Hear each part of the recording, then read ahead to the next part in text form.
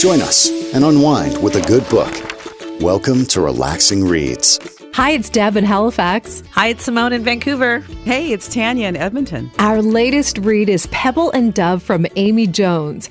A once famous but now abandoned aquarium in a ship in Florida is the backdrop for this novel of family secrets and dysfunction and the ways in which it can sometimes take an animal to remind us how to be human. This is a story of a family falling apart only to be brought back together again by that unlikely champion, a 1,000-pound manatee named Pebble. Lauren's life is a mess with a teen daughter, Dove, who barely speaks to her. There are quite a few secrets. It's a little dark, but very moving as they try to figure out how to choose between what's worth saving and what needs to be let go. Okay, ladies, your thoughts. How are you feeling? There's I've got so many feelings. There's a lot to take in. So many feelings with this book. My goodness. A lot of different themes. I don't know, just the dysfunction family, like we're talking 3 generations of dysfunction in a family, and about animals, you know, a commentary almost, I thought about animals in captivity and whether, you know, whether that's a good thing, whether that's a bad thing, and a lot of interesting characters in this book as well. I thoroughly enjoyed it from like page 1 to the end, just kept going and going and going. Yeah, I quite loved it too. I mean, again, I know I shared this over our chat. I read this in 2 days, and that's always a surprise to me when I can do that with a book. But I just thought Amy, the author, did such a great job with kind of keeping you hooked. Like from little things, like she would share a little bit about a character, and then it would be, you know, the character in a situation. And then suddenly you're like, okay, well, what happens next? You're kind of wondering, you know, where she's going to lead you to with it. For example, when Lauren gets a text message, and there's like one word in it, and then she chucks her phone across the room, and you're like, that doesn't make sense. And then you later find out what the text said when you see it in full. So I thought she did a really good job of, like, you know, explaining these little tangled histories and family secrets with this backdrop of the what's going on with this manatee, because we don't often talk about manatees, but it was such an interesting story. And even how it started with Ray speaking to Raina, you were like, what's happening here? I thought the characters were really interesting as well. And there was just enough that you could follow along with. I know some of our previous reads, they're multi-character books, and sometimes I feel like that kind of loses me. But I felt in this book, there was just the right amount with some nice background characters as well rolled in. Yeah, I agree. The back and forth didn't confuse me. And I think every time we went back to a different character, or when we changed the page and we discovered something new about, you know, a character we'd already been introduced to, you felt more for them. And I guess because we were understanding them a little more each time we would go and focus on their character and what was going on with them. So I think she played it out very well with each of the characters. Absolutely. And with the manatee, which played like a huge role in this novel. And I didn't know what a manatee was, so I actually had to look it up and go, what is it? And I found all these pictures online, and I'm like, oh my goodness, that thing is adorable. Yeah. I can just, you know, when they talk about when she pops up and you see her face and how Amy describes her eyes and everything. And I'm like, oh my goodness, it's like you can see right into her soul. I felt like every time that little, 1,000-pound mammal popped up, I just wanted to I wanted to reach out and touch it. So I really connected with this mammal, and I thought it was really interesting that Amy created a character almost with this mammal, and I love, you know, Ray was I felt like he was just the storyteller kind of this novel. It starts with him, it kind of ends with him, and I loved his. He has a really great quote where he talks about Pebble, and he says, "I've always believed that all God's creatures are searching for the same thing: someone to be kind to them, to treat them with tenderness, to come to them at their level." And I feel like Amy sort of like with the manatee, it's like I think the characters in her book are trying to get that as well, someone to understand them. I mean, I certainly had a problem understanding Imogen, Lauren's mom. Like, how can she flit across the world and just abandon her daughter to her sister? I don't know. How did you guys feel about that? Yeah, I mean, I had those thoughts too, because as a mom, I'm like, I couldn't even imagine being away for that long or not, being with my kids. But then not everyone, I think we've had these discussions, is meant to be a mom. People can have childbirth and create a being, but sometimes you just don't have that motherly instinct. So it's hard to judge, what someone goes through.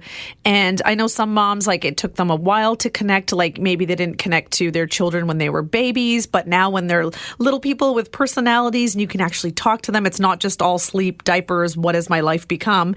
It kind of changes for many. And it seemed like she had moments she connected with her, but her life and what she wanted to do didn't allow for her to have a child, or she didn't want to make it work. Like, you see a lot of, the only one I can go off of is like celebrities. Like, a lot of times, you see someone like Pink and she brings her daughter on tour. She puts her daughter on stage with her. And the child is very much a part of this chaotic world of what mom's job is. And she's brought in. And maybe there's other times she has to stay home and the celebrities have lots of help and things like that. But they can also fly back and forth and be with their kids. But I think for just a regular person, if you have to go off and that is your job and that's how you earn income, and your child doesn't really fit into that world, it's tough. And so nice that she was able to have the support from her sister, who never really understood it, but at the same time let her kind of have that path. But yeah, you see at the end, you kind of get to that realization of what do you want from life when you get to kind of that end point? Will you be fulfilled with the kind of life you lived, or will you go back and have regrets? I like your comparison to Pink, because I wonder what it would have been like if she was able to take her daughter with her, and, perhaps have her sister there as that support on her hobnobbing and, her work with the celebrities, or if she had a nanny, like so many celebrities do, an extra hand to help out. But part of me thinks that she didn't want her child there. She didn't want her to be part of it. I don't know if it was because she wanted to protect her, or if she just wanted to have her life as it always had been and not to include her in that, because then she wouldn't know how to roll with everything that was happening around her. Well, it's when when Lauren told her she was pregnant, she was like, no, the child is going to ruin your life. Don't do it. And she's saying this to her own daughter. Yeah. Yeah, they didn't have a relationship because of that. She told Lauren to not have her child. Yeah, and that's why I think Lauren was trying to create this picture perfect family, and her daughter was calling her out and being like, Mom, no, this is not what I want. But she's just trying so hard to give her daughter almost what she didn't have, and it's almost like smothering, because she just wants to do so much better than what she had. I think, Imogen, there's a part in the book where when she's in Prague, which I love that, because I've been to Prague and I've been on the Charles Bridge, and I'm like, I totally get where you are. It's an amazing city. But she's doing her job, and Lauren is there, and she says, I never wanted a daughter. I wanted a son. Like boys, men, I understand, but I don't get women. And then she says, she thought that getting pregnant would ease the unease in her life. Like, what do you think her unease was? I found it hard to understand her, I guess, at times. And I think maybe I'll have to ask the author about that. But I just, I thought that, I tried to understand Imogen, and at times I didn't. Thought she was very selfish. But then a little part of me kind of felt like, in my own world, that I didn't have children, I can be a little selfish too, but I don't have a dependent other than my cats. Like, I don't have somebody who's leaning on me, so I can kind of be footloose and fancy free. So I kind of get that with Imogen, but I don't know, that relationship with her daughter, that's messed up. Yeah. You said, Tanya, that like you don't get her, you don't understand her, but I wonder if she really understood herself, and is that why, she didn't want to have a daughter, but maybe a son would change the outlook on a number of things in her life. Maybe she was still trying to process who she was supposed to be. Yeah. There's a lot of stuff in this book. There's a lot. It just goes deeper and deeper. You think I'm going to, talk about this, and what about this? And then you start kind of analyzing it and thinking about it after you read it. And there's so many questions. I loved all the descriptions too. Like I tried to picture, I mean, I obviously the manatee animals in captivity, that's always heartbreaking. But I thought like if this place existed where there was an aquarium inside a ship and the fish would just come in and out from the ocean and flow into the ship and then roll out. And so it was like kind of a natural habitat. It would be beautiful if something like that was set up somewhere just for not those like bigger mammals and animals, but just like little everyday sea creatures. Wouldn't that be just so beautiful? Because it was like, it would be like they could come as go as they please, but we could all see them. Yeah. I would love that. I think I have that a big would be problem amazing. with zoos and stuff. I mean, I understand, I understand when animals are, going into extinction that we have to protect them and we have to set up breeding programs to try to keep them on this planet. But I find it hard to go to any place that holds animals in captivity because the pacing, and even, in this book and Amy writes about Pebble and she's at the bottom of this murky pool and she just goes around and around and around. And you find out that she's like at the end of the book, she's 80 years old. Yeah. She's been in that tank for 80 years. I mean, I guess I'm trying to humanize her, but she doesn't think like a human, right? She But is doesn't. there- I think there's Is there comparison then to Imogen? Like circling the world and being alone, and she ends up dying alone as well in her trailer, and she's kind of left to her lonesome. And you think they're probably around the same age. I mean, I don't know what Lauren's age is, but maybe around that time. And yeah, like she wanted to be free, but maybe she really never was as free as she thought. Oh, I think you nailed it. Yes. Wow. Totally nailed it. Yeah, the comparison there. That's yeah. And what did you think about swaying palms? Oh, that's where I want to retire. No kidding, Too. right? Even though like her trailer didn't, needed some upgrades. But it did remind me of a place that I would like to be. I don't know. It was very entertaining. Yeah, and I love this quote, like Lauren, when she's and she goes and gets drunk with these ladies, and of course, and she's like, geez, I really just wish that I could get to a point, and Amy writes, that no longer gives a what people think of them, right? That Lauren wishes that she could fast track to that point, skip through all the middle stuff, and retire at Swaying Palms. And I'm like, yeah, hello to that. I like to be these ladies who just like play shuffleboard, Drinking all day. They're drinking all day. And I love the marijuana for the glaucoma. Right? Oh, I might have some too. Yeah.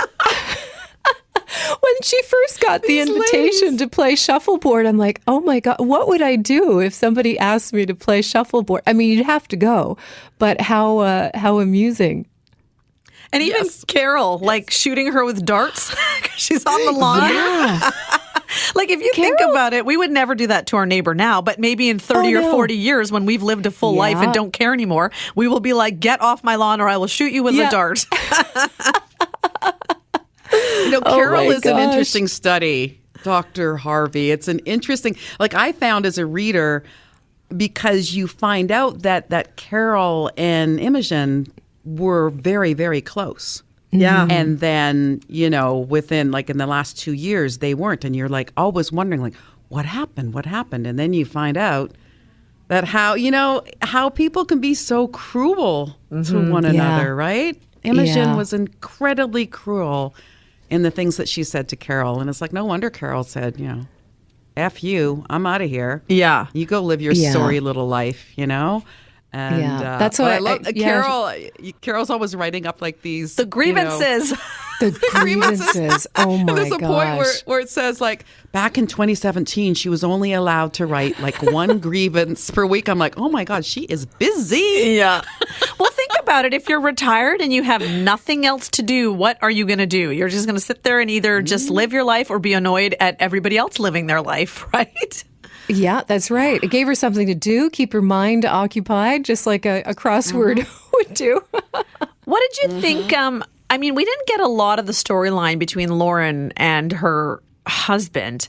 What did you think? I mean, did you feel like it was explained why? Did they just kind of grow apart? Like, what do you think happened there? I think that obviously when there's a couple and one is always traveling, a lot of people, my gosh, I know so many people that can make it work, but I think there is a point where you have to wonder how much longer can you continue to do it, right? Like the honeymoon phase can only last for so long.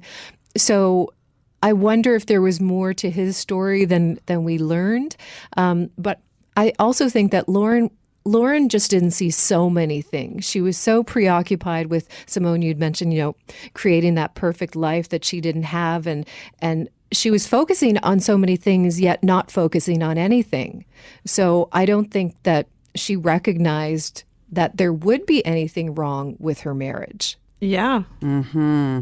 And I think they were so young, and, they never, I think they just stayed in that space. And I mean, it had something happened where maybe when Lauren went to Florida with her mom and Imogen thought that maybe that would allow the breakup, and it didn't really happen.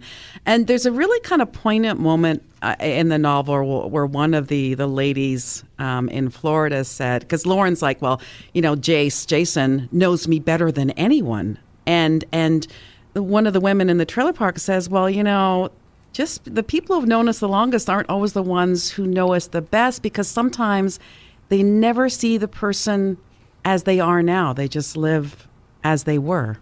And I think that's true. I think that can be true sometimes. Our friends and people that we're with when we were young, sometimes they don't let us grow up. Yeah, and it's what you choose to share with them. Like, you could meet someone, have a few glasses of wine, and just share your whole life story. And then you could be with your partner. Yes. Yeah. Because you just, sometimes you don't want that judgment, or that they're not close to you, so they can't really know everything. But the people closest to you, they know you. They might want to make decisions for you or offer their opinions, when sometimes you just want to be heard, or maybe you don't share as much with them, and you do start to grow apart. And it's like, even with Dove and Lauren, there was all these things Lauren didn't know about her own daughter, and her daughter didn't know about her mom. So it all just kind of came down to it. Yet they're together every day. So Yeah. Yeah. I really loved Dove and the Kazoo account where she's posting all the videos and getting like 800,000 followers on her videos of Pebble, and just this community that was growing. And then it's heartbreaking for Lauren when she doesn't even know that her daughter is doing this. She doesn't even know her daughter was kicked out of school. She doesn't know her daughter was bullied. There's just, wow, that relationship between them is just so fractured, Yeah. Yeah, I think she was a brilliant young girl, and she didn't have a chance, or didn't feel like she had a chance to really let her parents, well, in particular her mom, know or want to share that with her. And then, connecting with her grandmother and with this audience on her social platform. Yeah, it was, I'm sure it was a struggle for her, because she wasn't connecting with her as much as she had hoped. Mm-hmm. And maybe some of our readers will find that some of this is happening in their own lives. I'm sure there's points when your children get to be teenagers or young teenagers that they just sort of dismiss their parents, and they have their own lives, and their parents are like, I don't even know what's going on with them. They won't talk to me. They talk to their friends, they disappear, they're sullen, they're all of this. And a lot of that is happening in this book. even with kids, sometimes they have, like, they're on social media and they have fake accounts. Like, I had a friend who saw her daughter, like, had an account on Twitter, and she didn't know. And the daughter posted something like, gosh, I hate my mom right now. She's just being really terrible. And then the mom went and found her on Twitter, saw that message, and was like, well, guess what? For being so terrible, I'm actually going to take your phone away. And she took her phone away, because it's like, sometimes you don't know if they're creating accounts or, doing things that you can't keep a watchful eye on. Yeah. And like, kids are so, they don't have the tools to deal with stuff that happens, in the adult world. And they just don't know how to navigate their way through some of the horrible stuff that can happen online, it's kind of scary. If I were a mom, I'd be like scared to death. Yeah, they react so quickly and then they can't take it back because it's online. It's out there. But it was interesting how she pulled that video down, because after the relationship with Pebble, Dove kind of came to that realization that that's not who she wanted to be. Yeah, she wanted to be associated with good things. Yeah, I like that. That was nice. The relationship that she has with her mom, maybe they were so similar. I mean, sometimes you don't see that. I think I have a lot of similarities with my mom, and there were times when we would, have a little squabble every once in a while, and then just kind of walk away and think, "Wait a minute." And then we became better friends, I guess, as adults. And looking back, I'm like, we're a lot alike, and that's probably why we had a spat here and there. I think that's the thing with moms and daughters. It can be so... we can be the best of friends or the worst enemies. And I think it's because we can be a lot alike. I think there's one point where Lauren, comes back from Cal's house and she looks in the mirror and she's like, well, people change their faces all the time for for security or for when people change their identities, right? She's like, I wonder if I can get it done so I don't look like my mom. Yeah. Oh, wow. Yeah. Wow. Yeah. I mean, my mom and I were very close, but we also fought. A lot because we were very similar. And I think maybe I didn't want to be like my mom. So I guess I can relate to Lauren. I can relate to Dove. Yeah. What did you think about the ending when Pebble was transferred to a different aquarium and she no longer heard an echo? What was that last line? I don't have the book with me. I have the last line. Do we want to say that, or do we want to? We'll say it because it's so powerful. It's like, she circles like she's done her entire life. It's the only thing she knows how to do. And then she calls out again and waits for the echo in her new home. And then through the dark, not an echo, an answer. It made me want to cry. I teared up. Oh. Because I love animals so much. I sometimes prefer animals to humans. I know. Wow. I think a lot of us do have sometimes a better connection with the animal spirit than we do with, our fellow humans at times. There's something, and I think, Simone, you had mentioned earlier about, or maybe it was you, Tanya, sorry, you look into the manatee's eyes and they were able to see their soul. And there was, some kind of unexplained connection that you have with these creatures who we share this planet with. I think it's because animals they don't have our brains, right? They're not complicated. And they are what they are. And every day, they say that every time doesn't mean anything to them. And they mention that in the book too, about whether Pebble feels time or whether it's just one long... they're not like us. So I think with animals, we just they are the way they are, and we just take them as that, They're very true, I guess. They don't have any ulterior motives. They don't. Yeah, and as hard as it is that she can't be freed because she doesn't know that life, this group of Ray and Dove were able to kind of bring her spark back, and now she's found someone to spend her last days with. That kind of gives you a little bit of hope. But it's sad, but it kind of turned beautiful in a way. Mm-hmm. Yeah, I want to meet a Pebble. Well, apparently there's places in Florida, and you can swim with them. We should. Yeah, they're out in the open. Great. Oh my gosh. Because I think they say 1,000 pounds, and it's I can't even imagine. But then they seem like they're just so adorable. They don't. And gentle. They say neither predator nor prey. They're a gentle giant. A gentle giant. Yeah. Yeah, that's pretty cool. Mm-hmm. Good read. Nice, easy read. Good. And makes you feel. Yes. And I enjoyed it. Me too. Yeah, me too. Awesome. Now, this makes for the perfect time to speak with Amy Jones, who's the author of Pebble and Dove. Hello, Amy. Hi. So nice to chat with you. Hello. Hi. We loved your book, so we're excited to chat with you. We've got a list of questions. So, Deb, why don't you lead us off? Okay. We absolutely love Pebble and Dove. My goodness. Amy Jones, you really pulled out all of our emotions on this one. So thank you for that. Thank you so much. It's so nice to hear. It's exactly what I was trying to do.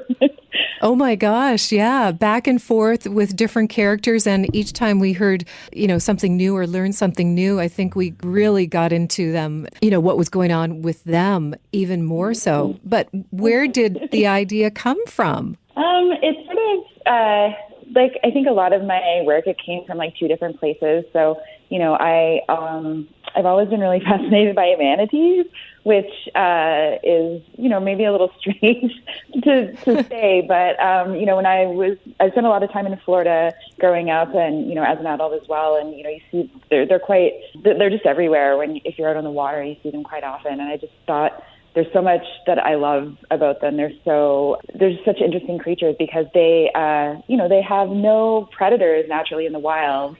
Other than humankind, I guess. And also they don't prey on anything. So they're kind of just like these chill hippies of the sea who float around and just, they're very curious and playful and also quite resilient. So, the more I learned about them, the more I thought that, they had some really relatable qualities. And at the same time, I was working on this, a story about an intergenerational family story of, 3 generations of women. And I thought that the two would probably, kind of work really well together. So I kind of tried to weave them in together, and this is what it ended up coming out of it. Yeah, speaking of the intergenerational storyline, you have Lauren, Imogen, and Dove. They're all such strong and engaging characters. So was there one that was more difficult to write for or easier to write for in your case? That's a great question. I started with Lauren, and I think she was the hardest for a number of reasons. One being she was the starting point. So she was the one who I had to get to know first and who was kind of revealing the story to me as I got to know her. She's also the type of, just in her nature, she's a little bit guarded as a character. So even, and I know it sounds a little strange because I'm the one who made her that way, but it was a little bit hard to break through that shell a little bit and get to know her the way I got to know the other characters. And I actually started out just writing from her point of view. And then, most of my previous books as well have been sort of told from multiple points of view. So I thought this time I really want to write something that's just in one point of view. But the more I started writing it, the more that the other characters started kind of just, wanting to tell their own story. So I think because she has such a preconceived idea of how, especially her mother and her daughter, who they are, which isn't necessarily always accurate. I think the other characters kind of, they were like, no, I want to tell my story. I have to tell my side of this. So writing Dove came next, and that sort of came really easily to me because I think in some ways I still have the mind of a teenage girl.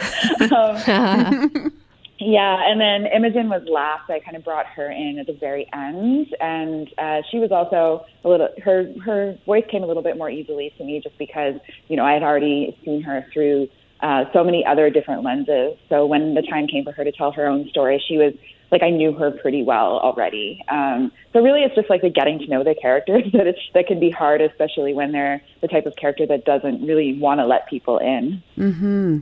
Amy, what about Ray and Raina? I mean, that was sort of I get Ray's connection with Pebble. And it's so beautifully written. But then there's this other side of Ray's home life falling apart.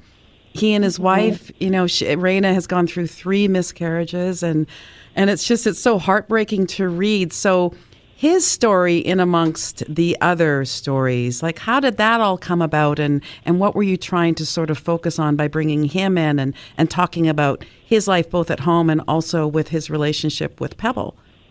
Yeah, so when I first sort of conceived of writing about Ray, he was always in the book just as he didn't have his own chapters. But, I started thinking about how I really wanted to have a different perspective on Pebble specifically, and sort of to understand her history and, sort of what her life was like through a different perspective. And I was really resistant to writing anything from her point of view. I had a suggestion that maybe if to bring in that sort of flip side to showing not only her life but the aquarium and sort of how that the rise and fall of that whole thing was sort of maybe you could do it from the manatee's point of view. And I thought No, I didn't really want to do that. And then obviously I did relent a little bit at the very end and bring in one chapter from Pebble's point of view. But, I thought, well, wouldn't it be interesting to see this through her caretaker's eyes?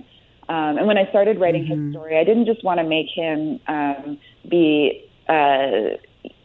functional in order to show that story. So his story started to come out a little bit more. And I also sort of thought of it as like, in some ways the flip side of Imogen in some ways, because, Imogen had, and Lauren as well, both, decided, they made different decisions about how they wanted to enter parenthood. And Ray and Raina were never really given that decision. So I wanted to sort of look at, that aspect of parenthood as well, and how there's so many different permutations of how, like, everybody in this world relates to parenthood, whether they have children or not. Yeah, it is very complex. And I really loved how you did that, because I was thinking of that when I was reading, going, well, there's Ray and Raina who desperately want a child.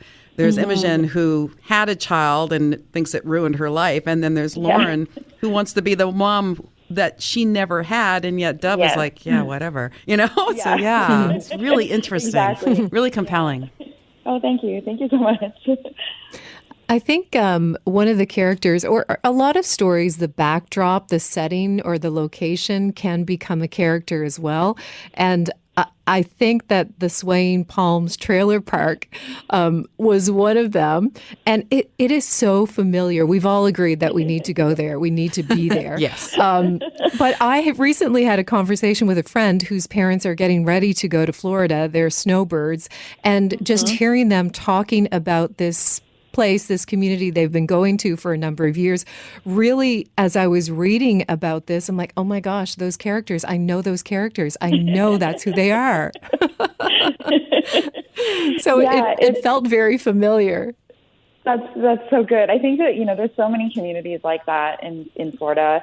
I did base Swaying Palms specifically on the place that I've been going since I was a child, and it was originally owned by my grandparents. And, when I was little, we would go down. And at that time, most of the inhabitants were Canadian. So my grandparents are from Nova Scotia, and some of their friends bought trailers there in the 60s. So it has been going for quite a while. And then over the years, it slowly morphed into, I don't think there's too many Canadians down there anymore. It's mostly Americans, but there's still like a few people who were around when my grandparents were. And then when they passed away, they passed it on to my parents and to my dad and his brothers. So we spend a lot of time down there, like more so now, because they're down there for most of the winter now. My parents have now evolved into snowbirds as well. So when I started writing, I knew that I was going to set the story in Florida. And when I started writing about the trailer park, or the mobile home community, as they would refer to it, I didn't even realize that how much I was modeling it on that particular community.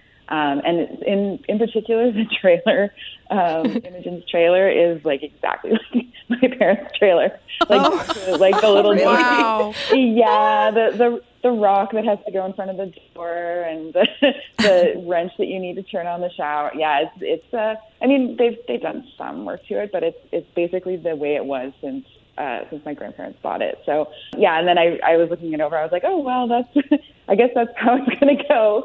But I think it does feel familiar to a lot of people, because there's so many of those communities in Florida, and even though everyone has its own sort of personality and character, and it has its own politics and its own, interesting people that live there, and quirks and stuff like that. They all sort of have the same overall feel a little bit. So, I'm glad to hear that it did sound familiar, even though I was basing it on someplace specific. Did you ever come across any Carol Harveys in your time there with the list of grievances? And yeah, there's been a couple. In fact, the specific incident that she refers to in her letter about the beverages by the side of the pool is something that actually happened.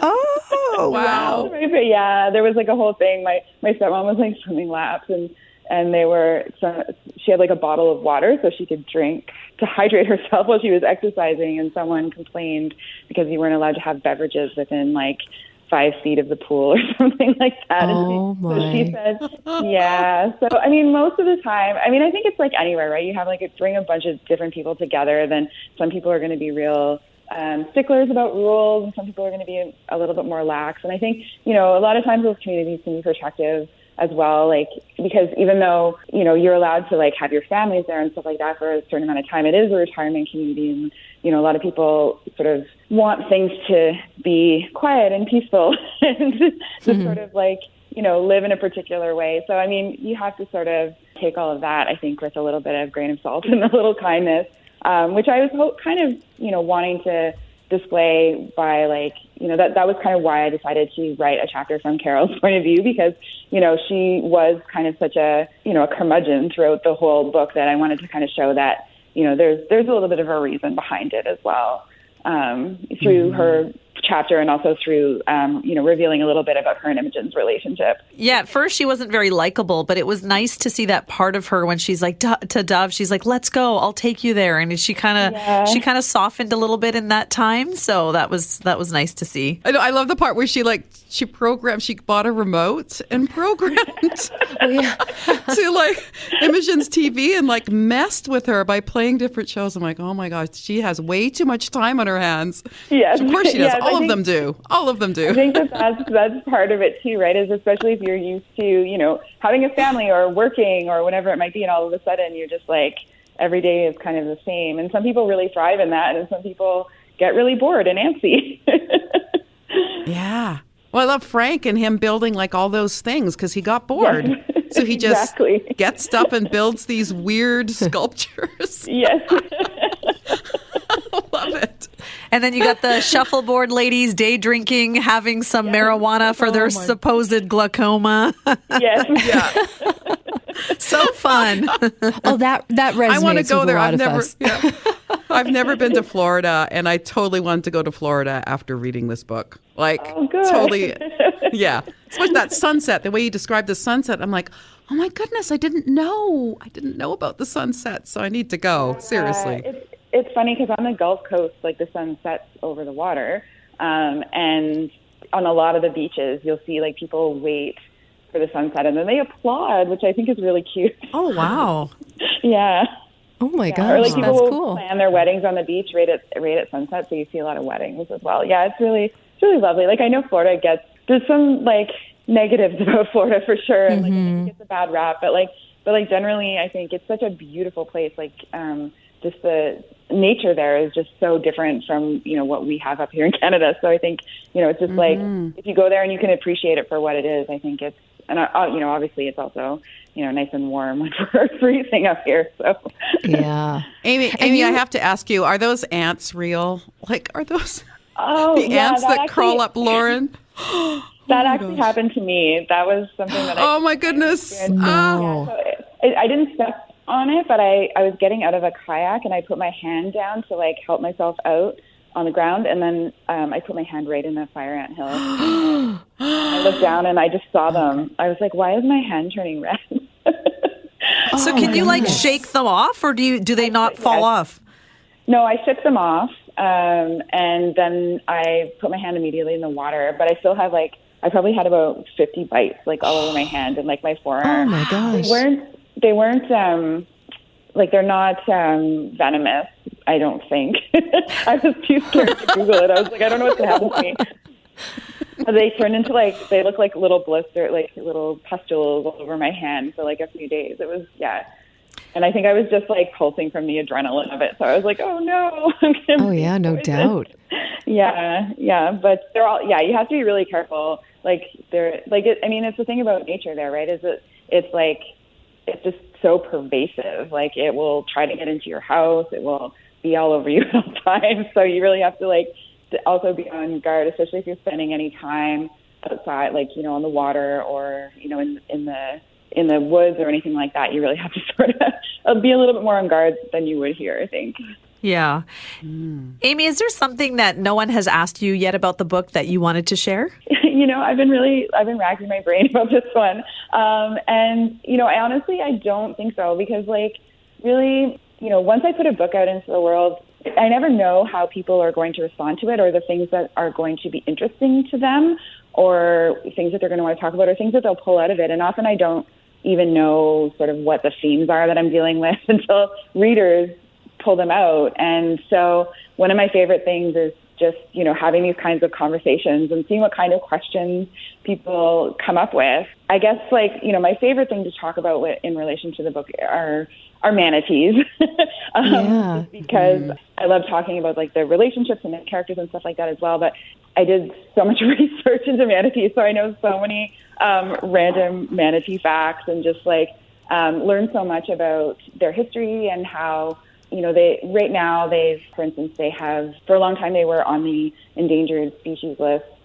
And then they've just been, I don't know if they say downgraded or upgraded, but they've sort of been delisted, I guess is the word that they use, from the endangered species list, even though their numbers are still really declining a lot, mostly due to outside factors, sort of human-made factors. The depletion of the environment is a big one. They primarily eat seagrass. That's they're pretty much their whole diet, and seagrass populations are depleting really rapidly because of, rising ocean temperatures and things like that. So I really just, I guess I just like to try to get the word out about, things that we can do to help manatees. One in Florida is also their relationship with boats, because they are naturally really curious and playful. And I know when I've been out kayaking, they'll come right up to your rudder and they'll boop their nose against your rudder because they just want to know what it is. They're this is, especially the younger ones. And of course you can't do that with a power boat. Most of the older manatees that you see in the wild will have dents on them actually from propellers. It's really common. Gosh. Yeah. So, there's been this decades long battle between conservation groups trying to get boaters to slow down. But of course, Floridians love their boats, so they don't want to slow down. There are areas though that they're making more protected areas for manatees where boats have to go slow, or no power boats are allowed. So that's some steps in the right direction to helping them. But really, I think just getting the word out there about manatees are important to the ecosystem, and also just the things that we can do to help them thrive a little bit more. And if you're not out kayaking, and hopefully you're not in a boat that comes too close to them, are there other areas where you can see them from shore? To just kind of take them. Yeah. Yeah. I mean, they like really sort of shallow water. So anywhere on the Intracoastal Waterway in Florida, you can see them. Sometimes they're just hanging out at the end of people's docks, just relaxing. A lot of the viewing areas actually that they have for them in Florida, in the winter, they tend to congregate around power plant outflows where the water is warm. So you'll see sometimes dozens of them congregating around in these areas that they've actually now designated. It seems weird to have that relationship with a power plant, but they're areas that have been designated as protected areas for manatees, because that's where the warm water is coming out, so they tend to congregate there. And also because they can actually live in brackish water as well. So there's Blue Springs or Crystal River, Homosassa. Those are all manatee protected areas where they tend to congregate in the winter because the water is warmer. And you can just walk up. They actually, I think at Crystal River they have a viewing area where you can actually go underground and there's glass and you can look out and see them from underwater, which is really cool. Oh, I love that. Yeah. And it's mostly you'll see them, it's usually from around this time of year until March is the best season for viewing them. And then they tend to disperse once the water gets a little bit warmer, and they travel a little bit. So they do migrate a bit north. Sometimes people have seen them in the Carolinas and Georgia and stuff like that. So they tend to disperse a little bit in the summer months, but in the winter months is the best time to get down there and go see them. Oh, that sounds amazing. So Amy, what's next for you? We also thought this could maybe turn into a motion picture. The story was so great. Mm-hmm. Oh, I would love that. I mean, I always tend to see when I'm writing, I tend to sort of see what's happening, playing in my head as if it's a movie. So I definitely have thought of it. I'm not sure how. I guess now with CGI, they might be able to make a manatee. But yeah, no, that would be great. And in the meantime, I'm just gonna just going to keep writing. I've got a new novel in the works. This one has nothing to do with sea creatures. It's be about relationships between women, because that's my wheelhouse. That's the kind of stuff that I'm interested in writing about. Well, we look forward to reading that when that comes out. Great. Thank you. Thank you, Amy, so much for your time today. I really enjoyed reading it. Yeah, great thank read. you so much. Yeah, and I want to get up close and personal with a manatee now, or at least maybe Yes. get close to something similar to Pebble, whether that be in the animal form or human form. I don't know if that's possible. Well, I think, all of us have a little bit of Pebble in us. That's what I like to think. Yeah. That's a nice thought. Thank you so much, Amy. Enjoy the rest of your day. Thank you. You as well. Take care. Thanks. Thanks. Bye. Bye. Bye-bye. Thank you for kicking back and relaxing with us. We hope you'll join us again on Relaxing Reads.